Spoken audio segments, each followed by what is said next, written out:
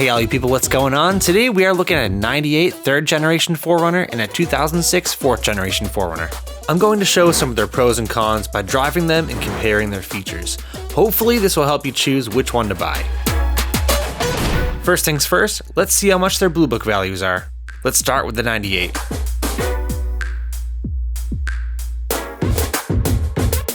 It's the SR5 with a roof rack, towing package, sunroof, and running boards. I'd say it's in good shape. Okay, so the trade-in value is only around $2,000, so we want to see the private party value. Okay, this is if you're going to buy a 3rd gen from a private seller, closer to $4,000. Now let's enter in the information for the 06. This is strange, the Sport is actually the mid-tier, not the SR5, but we'll select that anyhow. Okay, this has the 2UZ FE V8. Pretty sure it has front and rear side airbags. Sunroof, and it's bluish, I guess. It's also in good shape. Trade-in value is not bad at around $6,000. Private party is actually a little higher than this is showing. It's closer to an average of $8,500, but Kelley Blue Book thinks this is an SR5, so whatever.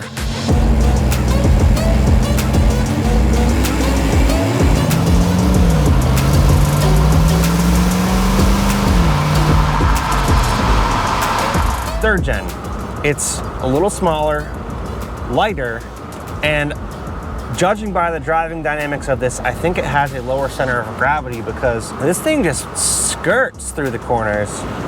For an older SUV, this is 22 years old. It's solid, you know? There's definitely more body lean in the 4th gen. Yeah, this thing just freaking feels like a little go-kart around the corners. Wait, what?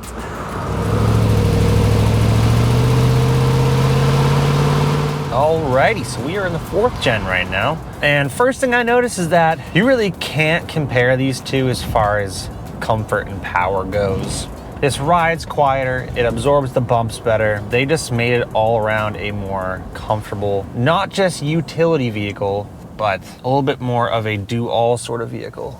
I think the two most noticeable things about the V8 versus the V6 in either generation is the low-end torque in the V8. It's just so present. Oh. Like I was saying, the power and the sound of this engine. I used to have one of the first Lexus LS400s that ever came out. It was in 1991. There's something so familiar about that engine when I listen to this 4.7.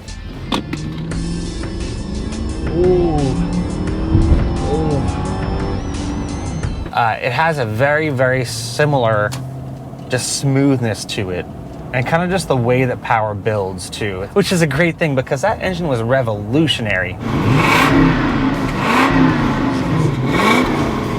Now, this is not a test we normally perform on Top Gear, but it's a perfect illustration of the Lexus engine. I can put a glass of water on top of the unit, and at idle, there isn't even a disturbance in the surface.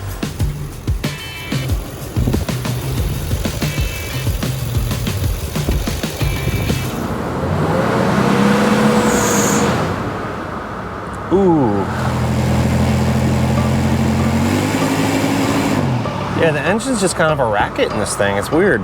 Yeah, you really, really gotta push this thing to get any sort of speed out of it. Let's do a little 0 to 60 in this, and then we'll compare the two 0 to 60 side by side with Sam's V8 4Runner and this 3rd gen here.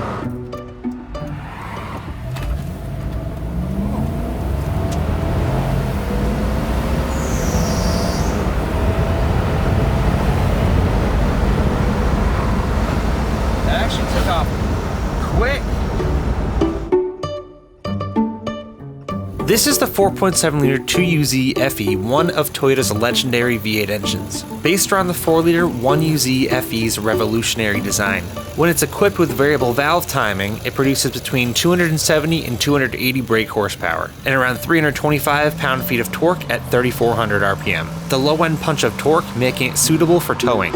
This is the 3.4-liter 5VZ FE V6. It's a non-interference engine designed specifically for Toyota trucks. It produces 183 brake horsepower and 220 pound-feet of torque at 3,600 RPM. Although they're not the smoothest engines, they are known to last a long time.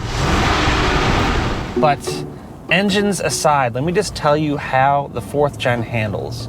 This is, at this point, an older body and frame SUV, just the classic formula for an off-road vehicle. Solid rear axle, but it doesn't tend to kind of skip out in the turns over bumps as some sort of trucks do, or even some SUVs for that matter. All right, more driving dynamics. In comparison to the 4th gen, this steering is a little slower, so it has a different ratio, but it does handle well. Yeah, it's crazy how well this thing just scoots the turns. It also has a shorter wheelbase than the 4th gen, so that really helps with kind of its turning capabilities. It definitely helps with breakover angle as well when you're off-roading. As far as driving position goes, yeah, I don't have a problem with it. Most Toyota trucks, like the Tacomas and the 4Runners, even the old Tundras for that matter, all their seats have been fairly low on the interior, so that makes the driving position, your legs are just kind of stretched out in front of you like this. And if you like it, cool. If you're not really into that, then there's not much you can do about it because there's only so much adjustability to the seats. The seats in here, although by modern standards aren't quite as supportive or comfortable, are a lot more comfortable than the 3rd gen. I mentioned when I was driving the 3rd gen that your feet kind of extend out in front of you, and that's the driving position. You get that with the 4th gen to a certain degree. It's just not quite as bad. I do think that the suspension in this car is completely original, and it's going on about 14 years old at this point. Yeah, it probably could use a bit of a refresh. If I were to ever take a long road trip, I don't know how nice it would be in that 3rd gen. Between the driving position, between the thickness of the seats, the kind of sound of the engine droning a little bit. So these trucks really aren't meant for driving dynamics on curvy roads or anything, but you know, since you're going to be doing most of your driving on roads like this, or just straight highway roads, it is pretty important. And I like this 3rd gen a lot more on these windy roads. It just, I don't know, it's just a little more engaging, I guess. This transmission isn't necessarily trying to hunt through gears, you know, go into overdrive to save on gas, come back out of it when you want some acceleration like the 4th gen does. So you just kind of roll into this and it holds its gear a lot better. The 4th gen has a very quiet, surprisingly quiet ride. The sound from the road just doesn't really make it up into the cabin all that much. I think overall, compared to other Toyotas in this segment from this era, the 4th gen Sport Edition 4Runner with the V8 has to be one of the best driving Toyotas. Come on. Maybe it just feels like I'm going fast. I'm doing 40 right now, and it feels like I'm doing 50, so I think that's part of it. You've got high 4, high 2, which I assume it's in right now, neutral, and low 4. So you do have low range gears in 4-wheel drive here. Also, as far as manually shifting it into 4-wheel drive, what do you guys think about that? How do you feel? You know, it's obviously more traditional. When you're comparing 4th gens, with the V8, it is full-time 4-wheel drive. But it's one of those things where you don't have to worry about switching into 4 because it's always in it. I can't make a video about 4Runners without mentioning their off-road capabilities. Both generations are extremely capable off-roaders, especially when they're modified. A lot of people choose the 3rd gen when considering off-roading, and that's because of its better approach, departure, and breakover angles. You could also get the 3rd gen equipped with a manual gearbox. Before '99, you could also get the 3rd gen with a rear locker. All right, you better watch out.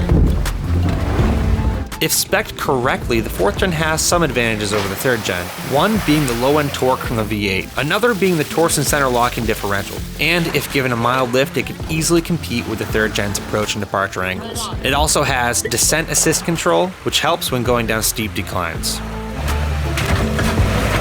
All right. You went on this rock and went right straight into that. Oh, okay, all right. Oh, Jesus! These seats, they actually, for the time, really kind of grip you in there. Even though this is slightly smaller, I don't feel cramped. This interior is nothing crazy at all. But we do have power windows. We have power locks. And all the materials in here feel like they can just take a beating for decades. And that is what it's done, actually. That is what it's done. That is what it's done. 2 very small cup holders here. 2 very small cup holders back here. Like I said, this is just, it's nothing crazy, this interior. It's bare bones, tape deck. Everything's assembled really well, and you can tell it lasts a long time. As far as dimensions go, you can definitely tell it's more narrow than the 4th gen. And I think you'd be a little more hard pressed to fit 5 adults in here. Versus the 4th gen, we've done 5 adults on the way down to Florida. Yeah, I mean, when you're back in the second row, it's not that bad. But the seat is pretty short. There's also climate control back here, which is pretty cool.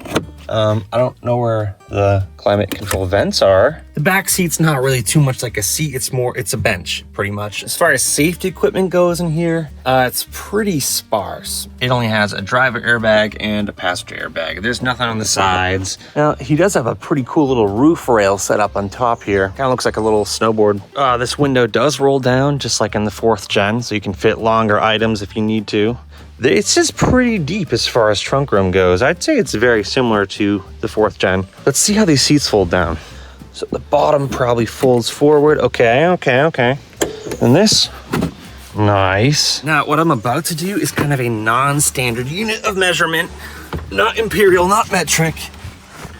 Matric. It is just a few inches shorter back here. My feet are hanging out the back here. Or maybe you could take these out, just like the 4th gen. But for what it's worth, I do think a twin air mattress would fit in between these wheel wells pretty nicely. I found that the 4th gen interior was overall a bit more comfortable and a whole lot more modern, even if that just means an auxiliary cable. The controls have a rugged looking layout. Its sunroof is a little smaller than the 3rd gen's. Here you can see the high and low range gear switch, as well as the locking center diff switch. Alrighty, now we're here in the back seat of the 4th gen 4Runner. And it's a little more comfortable. It's a little more contoured for your body and your lower half in particular. But still, at least you do have an armrest with cup holders. The middle seat obviously is not going to be the most comfortable in any car, and that's especially dependent on who's on either side of you, but the 4th gen 4Runner is much more of a capable 5-seater than the 3rd gen is. In some cases, in a pinch, it's actually a 7-seater, but with the Sport Edition, for some reason, you can't get a 3rd row seat. I grew up in the 3rd row seat in a 4Runner. It's not good. I'm gonna give a little shout out to my old friend Vinny, who you guys saw in his Toyota Corolla review that I did a while ago. He sat in this middle seat the majority of the ride down to the Florida Keys. What a guy. And yes, a twin air mattress fits perfectly in the back when you remove the 2nd row seat cushions.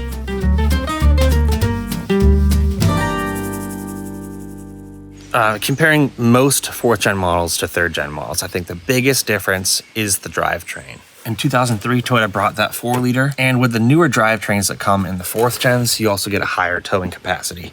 I don't know how effectively you can really tow with the 3rd gen, especially up these hilly roads here in New York, but I believe this is an OEM tow hitch. The drum brakes, I can definitely feel the drum brakes in the rear, and they don't dissipate heat quite as well as disc brakes. So when you're going around the mountainous roads here or towing a trailer, that's pretty important. The 4th generation 4Runners in general are a lot more capable at towing. This one in particular has a towing capacity of 7,000 pounds because of the V8 option and 5,000 with the V6. What's cool is that the tow package with the V8 actually has a transmission cooler too, so it'll hopefully extend the life of the transmission, especially if you do a lot of towing. And lastly, I'd like to touch upon probably the biggest issue with Toyota trucks in general, and that would be the rust issues. I'm sure most of you already know about the rust issues and the frame warranties that are extended. That warranty was never extended to the 4Runners. And the 4th gen suffer pretty heavily from frame rust. Most of this rust is fixable, just surface rust here, but there are a couple spots on this frame that after close inspection show some signs of rotting. Mostly up in the front here, right after the subframe. A lot of sand and dirt and water gets trapped here. A lot of the times the X-Rays suspension system, the oil vectoring system, rots out and needs repair or just complete replacement on the 4th gens. It's said that the 2UZ FE engine is one of Toyota's most reliable engines ever made. They're supposed to have their timing belts changed every 60,000 miles, but most people go 100,000. One big issue with these V8s is their cracking exhaust manifolds. It was a design flaw trying to meet emissions regulations, but they all crack. It's not a matter of if, but rather when.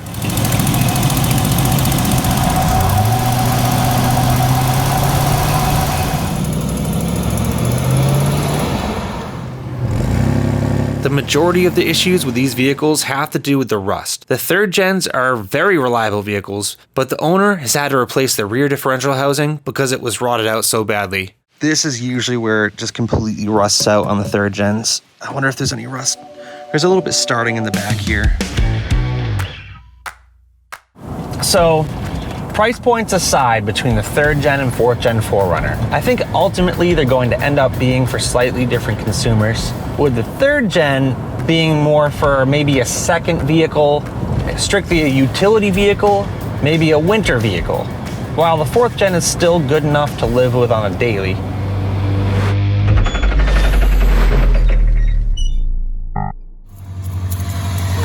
What's up? David, what are your favorite 2 things about the 4Runner? What? What are your favorite 2 things about the 4Runner? You don't have to yell. The fact that you've been in it, and the fact that Sam was in it. That's so sweet. Signing off. Oh.